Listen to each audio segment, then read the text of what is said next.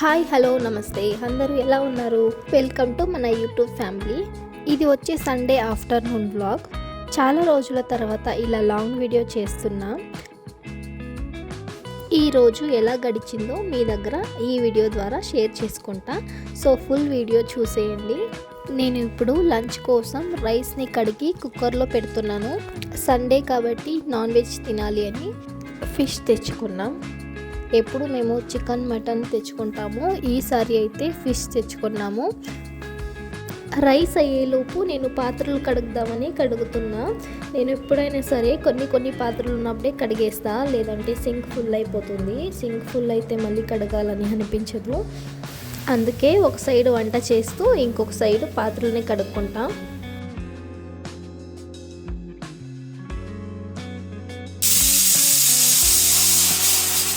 Rice కూడా అయ్యింది. తర్వాత ఈ చేపల్ని బాగా వాష్ చేసి కొంచెం ఉప్పు పసుపు వేసి బాగా ముక్కలకి పట్టేలాగా కలిపి 2 నిమిషాలు తర్వాత వాష్ చేసుకున్నా. ఇలా చేస్తే నీచు వాసన ఉండదు.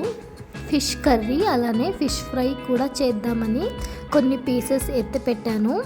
ఇప్పుడు ఫిష్ కర్రీ చేస్తున్నా. ఈ రెసిపీ ఫస్ట్ టైం చేస్తున్నా, ఎలా వస్తుందో ఏంటో అని షూట్ చేయలేదు. కానీ టేస్ట్ చాలా బాగుంది. వండుతున్నప్పుడే ఆ స్మెల్ వస్తుంటే ఎప్పుడెప్పుడు తిందామా అని నేను వెయిట్ చేశాను.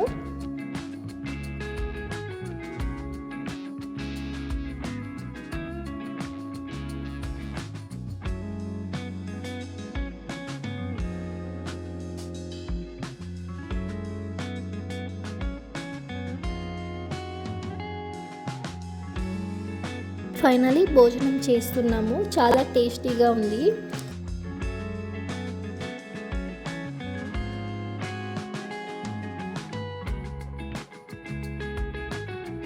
ఇంకా భోజనం తర్వాత మా పాపకి స్నానం చేపించి రెడీ చేసి కాసేపు పడుకున్నాము.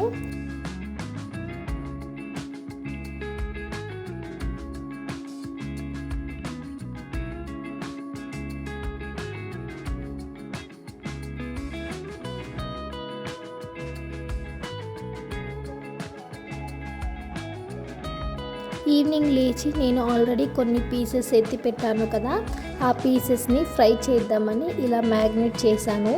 ఈ ఫిష్ ఫ్రై రెసిపీ ఆల్రెడీ మన ఛానల్లో అప్లోడ్ చేశాను. ఇంట్రెస్ట్ ఉంటే ఎవరైనా చూడండి. నేను కింద డిస్క్రిప్షన్లో యాడ్ చేస్తాను. సాయంత్రం పూట బయట కూర్చొని తింటున్నాము. ఇలా బయట కూర్చొని తినడం అంటే నాకు చాలా ఇష్టం. టెర్రస్ పైన మేము ఒక్కరే ఉంటాం కాబట్టి మాకు ఎవరి డిస్టర్బెన్స్ ఉండదు. ఇలాంటి ఇల్లే కావాలి అని నేను చాలా వెతికి ఈ ఇంటికి వచ్చాము. చాలా పీస్ఫుల్గా ఉంటుంది అని.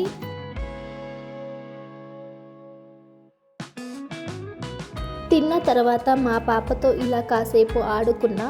నేను చిన్నప్పుడు ఇలాంటి దాంతో అసలు ఆడుకోలేదు.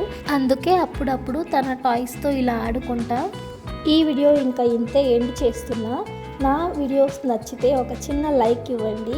ఇంకా ఇలాంటి వీడియోస్ చూడాలి అంటే ఛానల్ని సబ్స్క్రైబ్ చేసుకోండి.